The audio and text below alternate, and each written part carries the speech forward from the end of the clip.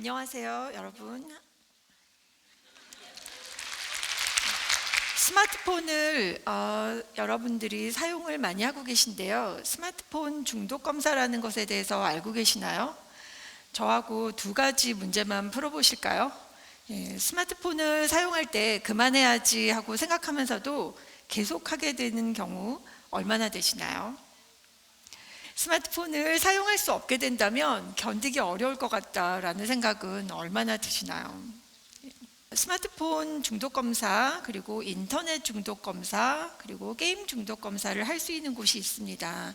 스마트 쉼 센터라는 곳인데요. 한국정보화진흥원에서 운영하고 있는 홈페이지에 가시면 자가 진단을 하실 수가 있습니다. 제가 이것을 최근에 해봤는데요. 제가 진단 결과가 잠재적 위험 사용자군으로 나왔습니다. 부모들은 디지털 세상에서 살고 있습니다. 저는 대학에서 미디어 교육을 강의하고 연구하는 사람이기도 하지만 초등학교 1학년 아이를 둔 워킹맘이기도 합니다. 강의와 연구를 하기 위해서 컴퓨터를 매우 많이 사용하겠죠. 그런데 집에 와도 일이 끊이지가 않습니다. 협력해서 해야 되는 일들이 굉장히 많이 있고요. 수시로 자료를 찾아보다가 저장해 놓기도 하고, 그리고 아이 때문에 찾아봐야 되는 여러 가지 생활 정보도 있고, 아이가 학교에 가니까 엄마들하고 같이 단톡방에 들어가 있기도 하고, 자연스럽게 스마트폰을 손에서 떼기가 굉장히 어려워졌습니다. 부모 자신의 디지털 미디어 이용은 이런데요. 정작 자녀의 디지털 미디어 이용은 어떻게 이해하고 어떻게 개입해야 할까 갈팡질팡하면서 고민하는 부모들이 많이 늘었습니다. 저 역시 예외가 아니었습니다. 제 아이는 2010년에 태어났거든요. 2009년은 우리나라에 스마트폰이 들어온 해입니다. 스마트폰이 생기니까 제 삶에도 굉장히 많은 변화가 생겼습니다. 어떤 문서 작업을 하거나 장시간 일을 해야 될 때는 컴퓨터 앞에 앉아 있었지만 대부분의 사람들과의 의사소통이라든가 여러 가지 간단하게 검색해 봐야 되는 이런 것들은 스마트폰으로 하게 되었기 때문에 이걸 놓기가 참 쉽지 않았고요. 막상 아이가 태어나니까 사진도 찍고 동영상도 찍고, 그러면 아이가 오늘은 뒤집었어요, 걸음마를 해요, 이런 사진들을 찍어서 가족들하고 톡으로 나누기도 하고, 이런 일들이 좀 많이 있었습니다. 제가 이런 책을 그래서 냈습니다. 저 굉장히 많이 고민이 있었습니다. 전 사실 아이가 태어나서 한 돌 정도 될 때까지는 집에서 아이 모습을 찍는 일 말고는 전혀 스마트폰을 이용하지 않았거든요. 아이와 있는 시간이 굉장히 귀한 시간이잖아요. 주변 사람들한테 저는 퇴근을 하고 나면 저녁 7시부터 10시까지는 연락이 안 되는 사람이다. 필요하면 문자를 남겨놓으면 내가 연락을 드리겠다. 이렇게 당부를 해놓기도 했습니다. 그래서 아이가 한참 말을 배울 때는 드르륵 드르륵 드르륵 드르륵 이런 소리를 내기도 했어요. 뭔가가 울리는데 엄마 시선이 그쪽으로 잠깐 갔다가 안 하는 거죠. 그래서 아이가 알려줍니다. 드르륵 드르륵 드르륵 드르륵. 그랬던 생각이 좀 나는데요. 그러면 이제 저는 아이한테 엄마한테 전화 왔어. 전화 온 거 알려줘서 고마워. 엄마 지금 안 받아도 돼. 너 자고 나면 받을 거야. 이렇게 알려주기도 했습니다. 근데 돌 무렵이 돼서 제가 집에 돌아왔는데 제가 이제 무심코 스마트폰을 손에 들고 집에 왔겠죠. 근데 아이가 저한테 손을 이렇게 내밀면서 달라고 하는 겁니다. 그래서 제가 깜짝 놀랐어요. 이게 왜 이러지? 그런데 아이가 계속 저를 쫓아다니면서 달라고 하는 겁니다. 그래서 제가 처음엔 부드럽게 말했어요. 이거 엄마 거야. 엄마 일할 때 쓰는 거야. 그리고 올려놨습니다. 그래도 얘가 우는 거예요. 그래서 너무 놀랐어요. 근데 며칠 지나면서 생각해 보니까 이게 너무 당연한 거더라고요. 아이는 제가 아이 앞에서 다른 사람하고 의사소통하거나 다른 일을 하려고 스마트폰을 꺼내지는 않았지만 엄마가 늘 재미있게 웃어주면서 아이 목소리도 녹음하고 동영상도 찍고 사진도 찍고 이렇게 하면서 재미있게 즐겁게 가지고 있는 걸 봤거든요. 그러니까 어느 날 관심이 생긴 거죠. 엄마 손에 들고 있는 그 재미난 거 저도 한번 주세요 라는 뜻이었을 뿐일 겁니다. 근데 이제 제가 어떻게 보면 좀 오버를 했을 수도 있을 것 같아요. 근데 이런 고민들이 있고 아이가 이제 자라면서 연령에 따라서 이제 좀 보고 싶어하는 영상물들도 생기고 실랑이도 생기고 이러면서 여러 가지 저의 고민도 있었기 때문에 비슷한 고민을 하고 있는 부모님들을 위해서 이런 책도 좀 냈었고요. 책을 내고 나니까 이제 많이 전화가 옵니다. 어린이집, 공동육아 하시는 분들, 심지어 최근에는 대안학교에 계신 분들도 저한테 책을 읽었는데 와서 얘기를 좀 해달라 이러시는 경우가 있어요. 왜 그럴까 이제 저는 좀 생각을 해봅니다. 그리고 제가 그런 요청을 받으면 여쭤봅니다. 아이들 연령이 어떻게 되는지, 어떤 상황인지, 그리고 정말 부모님들이 걱정되는 것은 무엇인지. 그랬더니 부모님들 고민은 한 2가지 정도로 압축이 되더라고요. 첫 번째는 미디어 중독입니다. 아이들이 너무 자극적인 영상물, 재미난 거, 소리도 나오고 이런 것들을 맨날 보다가 좀 커서 정작 책을 읽어야 될 때, 이미지는 별로 없는 긴 글을 읽어야 될 때 재미없어 하면 어떡하지? 싫어하면 어떻게 하지? 이런 거를 걱정을 하십니다. 지금 보시는 것처럼 팝콘 브레인 이런 말이 굉장히 많이 유행을 했었어요. 많은 전문가들이 나와서 이야기를 했습니다. 아이들 뇌가 어떻게 된다고 얘기를 한 거죠. 그러니까 이런 부정적인 이야기들을 많이 들었기 때문에 부모님들이 굉장히 겁을 내십니다. 특히 독서 능력은 나중에 학습 능력으로 이어지기 때문에 많이 걱정을 하는 거죠. 자, 2번째는 4차 산업혁명이라는 말을 이제 너무 많이 들었어요. 인공지능 시대가 된다, 빅데이터를 다룰 수 있어야 된다, 컴퓨팅 능력이 중요하다, 이런 이야기를 굉장히 많이 들었고요.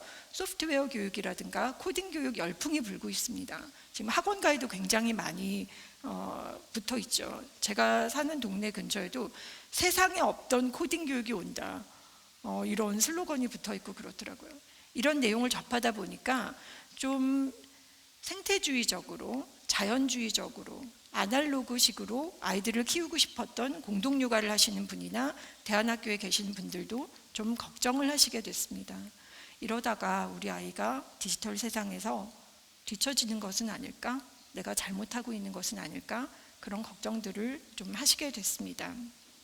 자, 오늘의 이제 제가 드리고 싶은 말씀은 이제 크게 이제 2가지라고 생각이 되는데요. 첫 번째는 아이들의 미디어 이용에 대해서 바라볼 때 막연하게 미디어 중독을 걱정하지는 않으셨으면 좋겠다는 것입니다.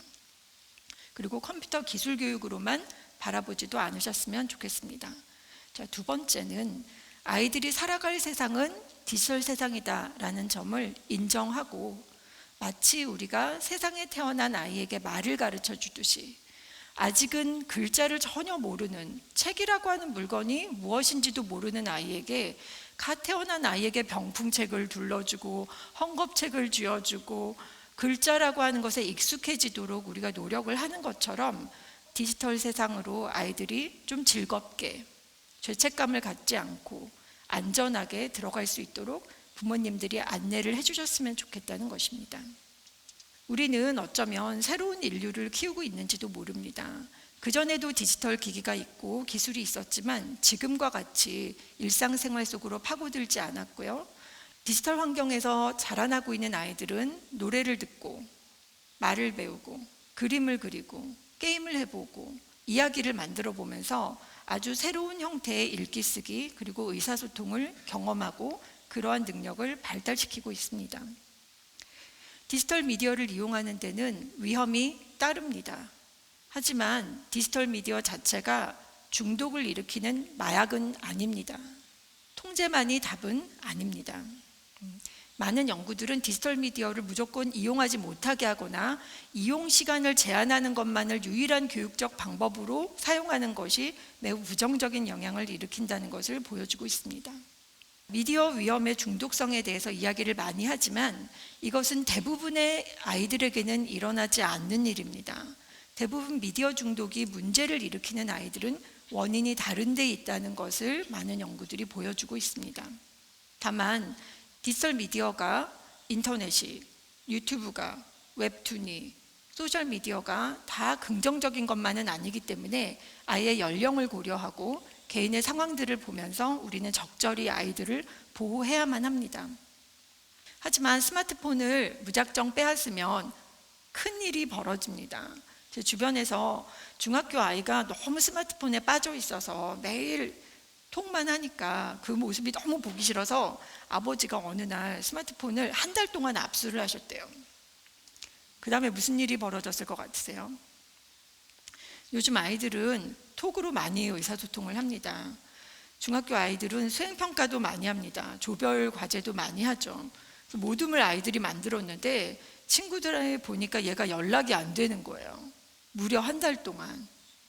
그래서 수행평가를 할 때 걔를 배제하고 했다고 합니다. 그래서 이제 난리가 났었다는 그런 이야기를 들은 적이 있어요. 그래서 전문가들은 스마트폰을 무작정 빼앗으면, 그런데 그 아이의 친구들이 소셜미디어를 많이 사용하고 문자로 의사소통을 하는 경우가 많으면 그 결과는 아이를 친구 관계로부터 고립시키는 것 이상을 기대할 수 없다라고 경고를 하기도 합니다. 그래서 우리가 좋은 부모가 되고자 노력을 사람들이 참 많이 합니다. 저도 좋은 육아서들을 많이 읽었고 다른 사람들의 사례를 많이 참고하려고도 했는데요. 좋은 부모는 권위가 있는 부모라고 하죠. 권위적인 부모와는 다릅니다. 권위를 부리는 부모는 아이들의 외면, 행동을 통제하려고 하지만 부모가 가지고 있는 가치를 아이가 내면에서 받아들이도록 하는데 성공하지는 못합니다. 하지만 정말 권위가 있는 부모라면 자신이 가지고 있는 가치를 아이들이 공감할 수 있도록 설득하고 또 아이와 함께 새로운 가치를 찾아보기도 하는 그런 부모가 권위가 있는 부모라고 얘기합니다. 앞으로 현실과 가상현실의 경계를 구분하는 것은 더 어려워질 것입니다. 그래서 우리는 진짜와 가짜, 사실과 의견, 실제 현실과 가상현실을 구분하고 만든 사람의 의도를 헤아려 보는 그런 노력을 해야 하고 아이들이 가정에서부터 그것을 할 수 있도록 훈련을 해줘야 합니다. 자, 어린이들이 책 읽기와 자전거 타기를 도와주듯이 디지털 세상으로 안전하게 안내해 주셨으면 좋겠습니다. 부모가 어떻게 해주셨으면 좋겠는가 하는 걸 두 가지만 말씀드리도록 하겠습니다. 첫째는 부모가 스마트폰을 뭘 하는지 아이들에게 알려줄 수가 있습니다. 저도 문자를 하면 할머니, 할아버지한테 안부 전하는 거야. 지금 뭐 물어보셨거든? 하고 설명해 주기도 합니다. 아이가 궁금해하는 것이 있으면 검색을 같이 하기도 합니다. 블랙홀이 뭐예요? 화산 폭발은 어떻게 일어나요? 번개는 어떻게 치는 거예요? 아이들은 굉장히 궁금한 게 많죠. 그럴 때 저는 스마트폰은 도서관이 되기도 해 라고 하면서 같이 검색해보고 거기서 우리가 찾고자 하는 정보가 뭐 있는지 찾아보고 살펴보기도 합니다. 두 번째는 아이에게 적합한 또 조금 더 수준 있는 컨텐츠를 같이 찾아서 권해주고 아이와 함께 보면서 대화를 나누었으면 좋겠습니다. 제가 찾아보니까 저는 어렸을 때 종이 인형 만들어서 노는 거를 좋아했었거든요. 근데 그런 비슷한 게임이 있더라고요. 아이가 스스로 배경도 고르고 인물도 고르고 손가락으로 이렇게 움직여서 놔두고 이야기를 할 때 음성을 녹음도 같이 할 수 있습니다.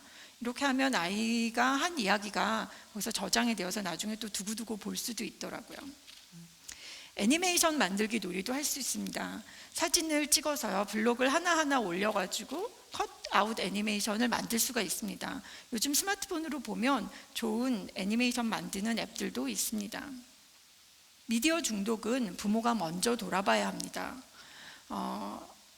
이 이야기로 좀 마무리를 하고 싶은데요. 제 지인 중에 신문사 편집장이셨던 분이 계셨습니다. 워킹맘이고요. 마감을 해야 되니까 집에 돌아와서도 일이 끊이지 않는 겁니다. 그래서 원고 들어온 거 체크하고 전화하고 문서 봐가지고 다시 커멘트해서 보내고 계속 이러고 있었는데 이제 아이가 그걸 보고 있다가 참다 화가 난 거죠. 초등학교 딸아이였는데 스마트폰을 엄마 걸 탁 뺏으면서 엄마 스마트폰 중독이야 그러면서 그걸 그대로 들고 화장실로 가더니 변기를 열고 변기 안에다가 던져버렸다고 합니다. 너무 충격을 받으셨대요. 이건 되게 극단적인 얘기이긴 하지만 아이가 얼마나 화가 나고 서운했으면 그랬을까 하는 생각도 듭니다. 워킹맘이라면 누구나 다 비슷한 경험이 있을 겁니다. 저도 그렇습니다. 하루는 원고 마감을 해야 되는데 조금만 하면 끝날 것 같았거든요. 저녁 먹고 나서 아이를 살살 꼬십니다. 너 좋아하는 텔레비전 엄마가 하나만 특별히 보여줄게. 근데 그렇게 일찍 안 끝납니다. 하나만 더 볼래? 와, 이거 엄마 조금만 하면 더 될 것 같은데 너 하나 더 볼래? 더 보고 싶지? 이렇게 저도 꼬셨는데 그러다 보니까 어느덧 거의 3시간이 됐더라고요. 밤 9시 반이 되니까 아이가 7살 때 일이었는데요. 자기가 딱 끄더니 얘기하더라고요. 엄마 오늘 진짜 이상해. 왜 나도 안 쳐다보고 내가 좋아하는 텔레비전도 안 쳐다보고 엄마 컴퓨터만 화면 계속 보고 있잖아요. 엄마 그만 좀 하세요. 아이 원망을 듣고 제가 컴퓨터를 빨리 서둘러 끄고 애를 달래서 재우고 그런 다음에 다시 아이 잠든 다음에 밤에 일어나서 일을 했었던 생각이 납니다. 어쩌면 아이들이 더 잘 알고 있는지도 몰라요. 미디어 교육은 UN 아동 권리 협약에서 제시한 어린이들의 권리입니다. 아이들에게는 좋은 정보를 찾아서 주고 유해한 정보는 차단시켜줄 그런 의무가 우리 부모들에게 또 우리 학교에 그리고 사회에 있습니다. 좋은 책을 고르기 위해서 추천도서 목록을 보고 책을 직접 읽어주고 그리고 또 도서관에 데리고 가고 서점에 데리고 가서 직접 골라봐라고 하는 것처럼 디지털 콘텐츠도 그렇게 해주면 좋겠습니다. 고맙습니다.